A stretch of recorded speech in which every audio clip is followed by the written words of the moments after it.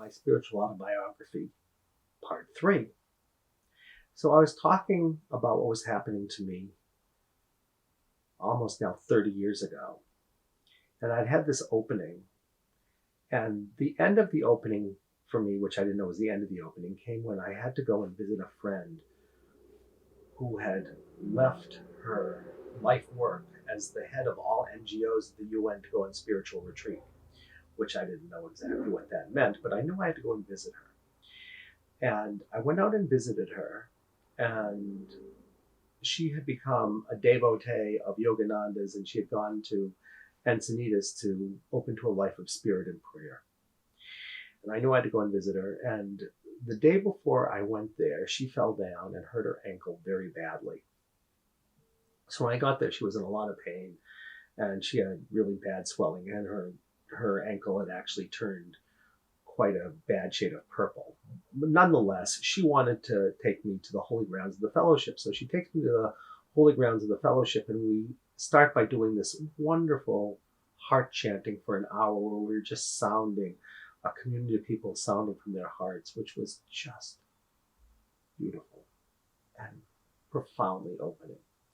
And then she takes me to the holy grounds of the fellowship in Encinitas, which, if you have not been there, I highly recommend, because it's the closest place I have found to heaven on earth in this country. I have found other places in other countries that were also that for me, but certainly for this, that was it. And so I'm there, and we're walking around, and we get to these two benches, and she says, "You're going to have to carry me out of here because I can't walk another step." She was hobbling. She said, "I can't walk another step because I'm in so much pain." So she sits down on one bench, and I wanted her to be able to put her foot on my leg so she could rest it. So I sort of circumambulated the whole thing and sat down in a place that later I realized was kind of a strange place to have sat because it took a fair amount of effort to get to. And the second I sat down, the best way I can describe what happened to me was I was flooded with like what felt like exponential number of suns. And I said to her, while I was just like having this experience, I said to my friend Roshan, I said, "Put your ankle on my leg." And I started experiencing that vibration that was coming down through my third eye and crown into my chest and out my hands. I just started experiencing it flowing to her ankle. I didn't touch her. And I did that for about 5 or 10 seconds, and then I had a sense that it was complete. And then she looks at me and she says, "Do you know I can read auras?" Because I didn't know that my friend Roshan, who has been very influential in my life, was also an Indian mystic. I did not know that at the time. I just thought she was this very cool woman.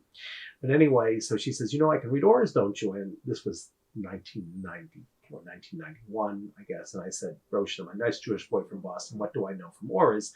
And she said, "Are you aware that there is this pure light that's coming down to the crown of your head and into the center of your chest and out your hands to my ankles? And are you also aware that you sat in this kind of funny place?" And I said, "Well, I am, because my rational thinking was I wanted you to be able to put your leg up on my leg so you could elevate it."